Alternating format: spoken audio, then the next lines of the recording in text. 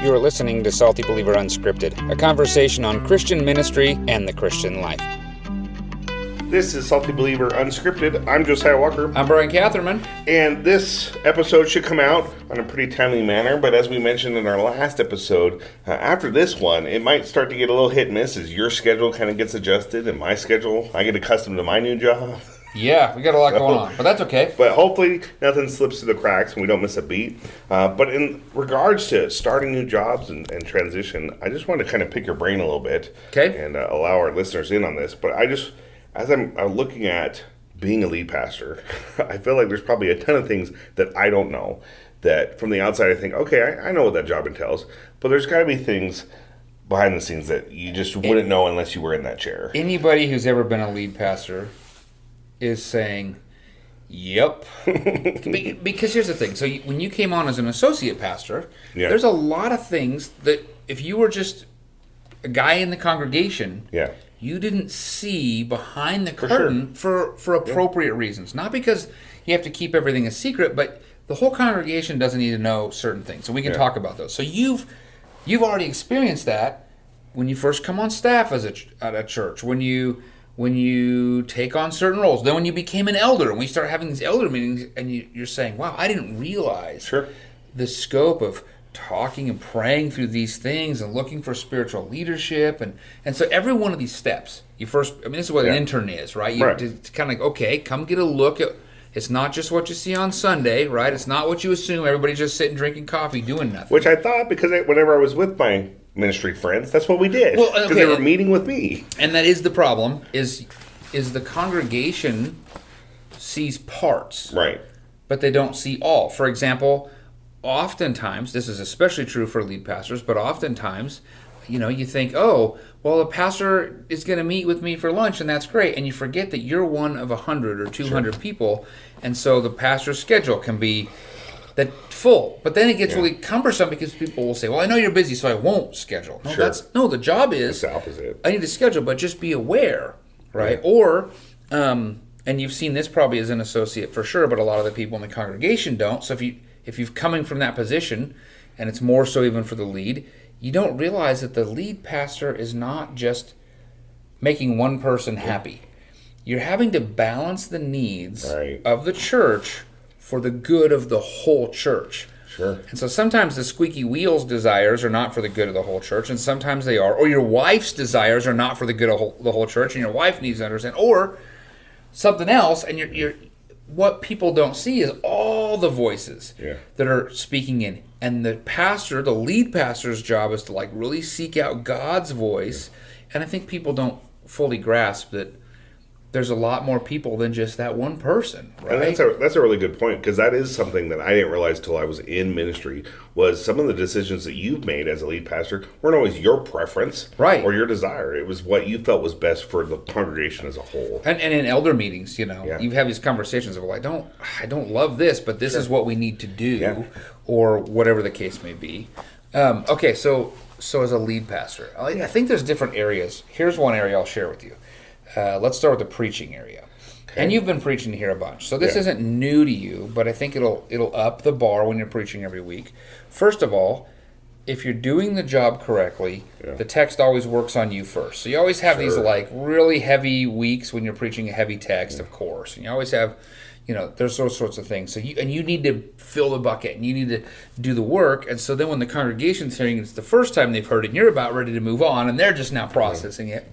But also in that, be prepared. It does happen for people to come up and give you all kinds of advice. Yeah. Sometimes people who are not very mature in Christ. Right. Sometimes people who have no idea how preaching works. Sometimes people have no idea how to exegete a text and only speak into a text. Or sometimes people that do have good advice. You have to sift through some of this. Yeah. But the advice that's like, oh, you should tell more jokes, usually is okay. You take it for what you take it, whatever.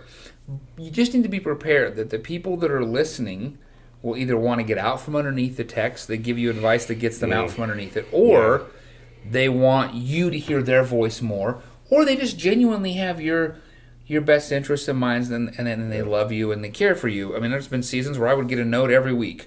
Oh, you missed this, you should have done that, you misspoke that, and you're going to stuff's going to happen. Yeah. You got 52 weeks. You mess up a few sermons, you're still getting an A. Right. You know, your grade's still looking good. But the congregation sometimes will let you know. Well, and that can be intimidating, too, because you want the congregation to be happy. You want them to appreciate you, especially as like a new pastor. So you can actually take all those comments and give the same weight to all of them off the bat. Which could be dangerous. Right. But you have to give the most weight to what does the text say? What does God want spoken here? Sure. From His Word. And even though you could go to lots of different things. Oh, I can grab this one word and I can talk about... this thing over there, or that thing over there, and no. What is the thrust of the text? You have to know. That's a good point. That is entrusted to you to do that work. Yeah. And so the preaching thing has a little bit of that. I think the congregation needs to know that you have to protect the time you've made with God to do your sermon prep, because in that moment you are serving the whole congregation. But there'll be times when you'll get a phone call, or you'll get this, and the idea is, well, I need to serve this person, I need to serve that person, I need to help with the landscape, I need to do this.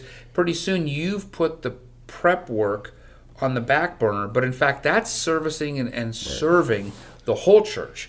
And so you need to protect that, and people need to realize those times need to be protected. That's an important thing, because you're working on speaking to the whole church. So that's kind of the pulpit stuff. I can see how that would be hard, too, because you're going to feel pulled in multiple directions. I also think that you don't realize when you're a member just in the congregation of the risks and the dangers and things when the pulpit is not carefully guarded. Oh, this missionary's in town. When we get calls, as an elder, we get calls, hey, I'm a missionary in town, and I'd love to talk to your church to ask them to give me money. Right. Oh, okay, go ahead and preach. Now I get a break. No. Yeah. There's no break in giving the pulpit to somebody you don't know. You don't know how they're going to preach. That's a burden, and it's not like, oh, this will free you up. No, what frees me up is somebody who actually preaches the word really well, who works with me in this. So just the congregation doesn't usually know how important it is that the pulpit be guarded. So as a senior pastor, I'm telling you, guard the pulpit well. That doesn't mean not to have any guests. Right. Don't just be mindful of it. Yeah, be very mindful of it, and that's really important. So that's just sort of in the preaching zone. In the day-to-day operations zone, we've talked a little bit about. You're going to have to recognize you're not going to make all of your own preferences happy. You're not going to make your wife happy with every decision. Yeah. You're not going to make everybody happy, and so if you try to work to make everybody happy, you will just bury yourself. Right? It's not worth it. So you don't want to be a people pleaser. Right. Although the people want to be pleased. Right. So the Jiffy Lube Joe's like, well, why isn't he working to make me really happy with this decision? And a lot of the congregation will not often. Some congregations are very good about this, but a lot of times we're selfish people, and so they're not usually very giving or gracious when what you're doing is the opposite of what they want. Yeah. They don't sometimes recognize the big picture. Right? And I never thought about it on the other side of the fence either, of like, wanting to have coffee with the pastor every week. Well, I'm thinking it was just 1 hour of my time. Yeah. But if he has coffee with everybody in the church so lunch. Let's talk about that. As the senior pastor, it's really hard to have a regular every week discipleship meeting or with a lot of people. Yeah. So I chose as a senior pastor really to put my ongoing meetings with the staff, and then the staff would work out this way. And then that kept my time free for one-off meetings because people need those. Yeah. But if I had even six people in a 100-person church wanting to meet with me every week, that's a lot. That's 6 hours of the week. They go to that. And people go, well, that's not that much. Yeah, but you're doing 12 hours of sermon prep. You're doing a staff meeting and preparing for Sunday and some things, and there's 2 or 3 hours. And pretty soon, counseling. A lot of the counseling, and pretty soon that's eaten up. A lot of the senior pastor role is things that don't just happen every week. And then counseling things, things like that. One thing I didn't know until I became an associate pastor was how much of the stuff I do that doesn't feel very pastorally. It's not centered around like just reading my Bible. Things like emptying the garbage or trimming the rose bush. As a senior pastor, do you still deal with some of that stuff? People will really want to push those things are getting done, and they'll say, "Oh, our garden looks so great. I noticed some weeds though," but they won't say usually, "Hey, I'd love to come help you out and come weed." Because if a church is really smart, what they would really want ideally is that you're spending a lot of time in prayer and a lot of time in your word. Because Acts chapter 2, you get into pushes that should be your job. But what most of the people in the congregation are not doing is making it so you can do that job. Sure. Right? They just expect you're out blowing the leaves or taking the trash out or dealing with this or dealing with that. They also will expect that your wife will jump in and help whenever there's a void or a critter. Well, that's her job, right? No, she is not on staff here. She's a member of the congregation, just like everybody else, and that's all she's called to be, other than to be your wife. That's it, right? So I think a lot of people won't understand that, so be prepared for people not to understand that, not to help you protect that, and they're expecting you to do. I mean, I feel like I'm always the last guy to leave, first guy to show up, and if people really want to help you, just telling you how to do things is not helpful. Actually saying, what can I do for you? How can I help you? And those are the kinds of people you want to sort of gravitate to. They will really help you. Yeah. Right? So as a lead pastor, you want to find the people who are out for their own best interests. They want to have a voice in your ear. They want to know that you listen to them and they have that sort of control. You kind of want to avoid jumping at all those opportunities and really gravitate to those people that say, look, I just want to help you. What can I do? And then when you tell them something, they go, okay, I'll do it to the best of my ability. Not, well, I got a better idea for you. And that comes up like crazy. Yeah. Like as a senior pastor, that comes up a lot. I would also say you really need to press into and protect your prayer time. Okay. The more prayer you can press into for the church, the better. I come in here in this building and I walk around the pews and I pray for the people in the church on a fairly regular basis. I'll pray at my house. I pray at my drive. I'm like, you need to really have that heart for the whole church in prayer. And when people are really interrupting your prayer time, they're not interrupting you. They're interrupting your conversation with God. And when my kids interrupt my conversation with, say, hey, I'm talking with the guy that's fixing my furnace and my kids are interrupting, that's really frustrating. Right. If, it can get frustrating when they're constantly interrupting. That's not to say never bother you, but you protect the time, and then they need to recognize, hopefully this congregation will help, that's really important, and press into that time. Those things are really meaningful and important. Get rest. As a senior pastor, you need to make sure you're getting a day off every week at least, and leading into that. We do a personal retreat day every month. You need to be able to take it without feeling like there's some guilt because you're serving the congregation, because that in a much bigger way serves your family and serves the congregation, because you're not burned out. A burned out pastor is no good to a church. And the church hopefully will press into this, but if they don't, they need to press into making sure you're getting a vacation and some time off. And some churches are really good about, like, hey, we've taken up a collection and we're sending it to Disneyland, or whatever, I don't know. Some churches are just expecting that you just work yourself to the bone, burn out, and then they can't figure out why things aren't going well. Right? So as a senior pastor, recognize rest is super important. People aren't going to quite understand that. I think that's really important. And then the other thing too that's helpful is there's so many little ticky-tacky things that just seem like little tiny things. But the buck stops with you, and so sometimes you can delegate those things, and sometimes you can't, but it just feels like it's constantly bombarding you. Like, man, I don't feel like I'm getting the stuff I want to get done, because I do have to make sure I'm dealing with the fires, and dealing with this, and dealing with that thing, and even dealing with the staff coming in and asking you questions about, hey, what do you think about this? And then you have to chime in. I mean, you brought things like that to me, like, I just want to bounce this idea off you. Okay, and now I'm working on your project with you. And I don't think the church realizes there's a lot that we do as senior pastors that just don't show up in a big way on a Sunday morning, and don't show up in the website, and don't, you know what I mean? Like, I think that's the hardest thing about the list that you've kind of been walking us through here on this episode, is you're mentioning things that are really behind the scenes that people don't see. Almost all of it. I feel like it would be really easy for me to give up prayer because nobody sees that. It doesn't feel as productive as maybe weeding the flower bed, or take. That's always the tension. Is if I'm doing this, I'm tangibly doing something. People see it. If I'm doing this other thing, it's very spiritual. But what's more important for the souls of the people you're tasked to work with? You're going before God, and you're concerned about the souls. And then the bigger issue too, and the part that's probably the most painful at times, is someone goes, well, since you just sit around and drink coffee all day, or you only work on Saturday or Sunday. I mean, I had one guy who'd always call and ask for a ride to the airport, and he would never be concerned about if I was busy or had any like wait a minute, I do want to serve and help you, but you're just assuming I'm sitting around doing nothing all day. And so then the temptation is, well, I guess I'll drop sermon prep a little bit, prayer a little bit, opposed to, I guess I'll drop cleaning the toilets this week. Right. Or I guess I'll drop weeding the flower bed. And then when there's a lot of weeds in the flower bed, like, I'd love to get to it, but the most important things I refuse to drop. So my encouragement to you is stick to the most important things, regardless of how much the squeaky wheels are, complaining about weeds in the flower bed, or complaining about, hey, when are we going to paint the whatever room? And you're like, well, if I can get some volunteers. And that's a great reminder, too, is there's other people in the church. There's volunteers who can serve in other areas in the church but they can't serve in certain areas where you can. You know, they can't preach the message on Sunday. Not everybody in the church is called to be an elder. Right. And so do the elder things. Right. And let the people who can paint and take out trash and pull weeds do those things. And they can do it to the glory of God, and it's actually serving the church, and it's really good. Yeah.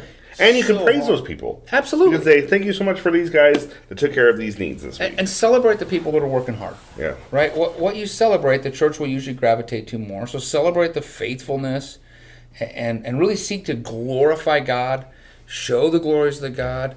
Above all, stay absolutely anchored and rooted in God's Word. Let Him show you how to grow the church and walk through these things, right? So here's the big thing, I think. When people are going to have kids, they read 3 books on how to have kids. Yeah. They don't have any kids. Right. They talk to people who have kids. They annoy the tar out of people who have kids with all their great ideas on all the great things they're going to do when they have kids. And usually people who have children are like, we'll see. Because a lot of parenting is on-the-job training. Yeah. And I hate to say it, but you have a qualification as an elder, and you have these directions as people are seeking to see as God calling this person to be the lead pastor. But that's the welcome mat on the front door to this major learning and these major things. You go, man, I never saw that. Right. And then you sit here and you feel lonely because the rest of the congregation doesn't understand what you're seeing and what you're doing, and then they kind of feel weird because, well, you're the lead pastor, and I can't joke as freely in their mind around the lead pastor. I can't do this. And pretty soon you're kind of isolated. And I want to encourage, don't be isolated, but the congregation will isolate you. Right. Whether they realize it or not. Right. It just happens. No, I had that happen to me the other day of someone hanging out and being all nervous to be around me because they wanted to smoke a cigar. I'm like, well, that doesn't affect me. Like, you be you. That's you. I'll be me. I remember early on, I had some neighbors that I had connected with. Yeah. I'd walked across the street and helped. He was working on his mom's house across the street. The guy was just a foul mouth. Mm-hmm. He swore like a sailor. Sure. Sorry, sailors, if you don't swear. You know what I mean? Like he and that was that. No big deal. And then he had this other guy that was helping him. And I just walk over. I was his neighbor. Yeah. I'd walk over. Well, one day I was wearing a shirt that had this camp. I had done a thing at a camp, and it had the name of the camp and whatever. And he said, "Hey, what's that?" And I said, "Oh, I was just the camp pastor at this thing." And he went, "Oh, you're a pastor? Oh," another explicit. "Oh, I'm sorry. Oh," and then he had like 3 cups. I'm like, "Oh, I just can't even." And he put his hands on his mouth, and he pulled his hands off, and he said, "I'm so sorry. I can't even stop." And then they got really weird in that conversation, and I had to point out, for 3 months I've been over here chatting with you. Right. Why and have you seen me act any different? And that's just going to happen. People just see you differently. Sometimes we put pastors on pedestals, or we look at them to be perfect or examples, and it's because they represent God, right? As pastors, we represent God, and it's easy to forget. But so does every Christian, right? And so we're humans, just like all the other Christians are too. Press into your holiness. Press into your faithfulness, and then the rest of those pieces will come along. I'm hopeful that the congregation will recognize they don't see all the stuff they don't see. Right. And that's important. And you didn't see all this stuff. No. And so recognizing that does really help. Going, okay, I'm seeing this now. Maybe we get a couple other guys and go, what did you learn as a lead pastor that you didn't know before you were a lead pastor? No, that'd be good. I had the advantage of, and it's a humbling and good advantage, when I became a lead pastor, I was a church planter. So I was sent out from a church, and that's how I got started. And so when I came into it, it was really humbling when you're the one hauling everything in from the trailer. And it didn't feel like, it wasn't this big jarring shock. But even still, with a very small congregation, a lot of things suddenly sort of became very real for me. Yeah. Right. Just like parents. Now we have kids. Now we have this. I don't know. Well, that's helpful, and that's helpful for me, and hopefully it's helpful for our listeners as well, just to be reminded of the things their pastor goes through and the things he deals with week in and week out. I'll give some advice to those people. Go ask your pastor how you can pray for him. And whatever they ask, just pray for that. Go ask your pastor, hey, how can you help them? And don't feel like you have to tell them how to do their job differently when you ask them how you can help them. Right. He asked me to do this. I'm going to really faithfully do that well. Yeah. And do it really well. And recognize it's probably a huge blessing. One of the things that's a huge blessing for me is when the church isn't falling apart on every level. Right. So I'm like, love your wife well. Yeah.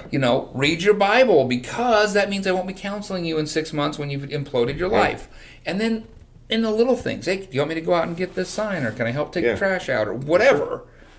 That stuff really does go a long way. Yeah. It goes a long way. Awesome. Do you have any other big pressing questions I missed? You don't even know what you don't know, huh? Right? I don't. Maybe we'll have to continue this conversation in 6 months when I follow up. How did you do this, and what about that? Wait a minute. And it's always a learning effort. Sure. You just keep learning. Just with any new job. Yeah, just keep learning, keep growing. It's a wonderful journey. It's a wonderful blessing. It's also a painful journey. It can also be incredibly difficult, but it is really a blessing to serve the Lord by shepherding and serving His people. Yeah. Well, praise God. Until next time. Thanks for listening. Salty Believer Unscripted is a production of SaltyBeliever.com. Visit the website to find more resources like the podcast you've just listened to.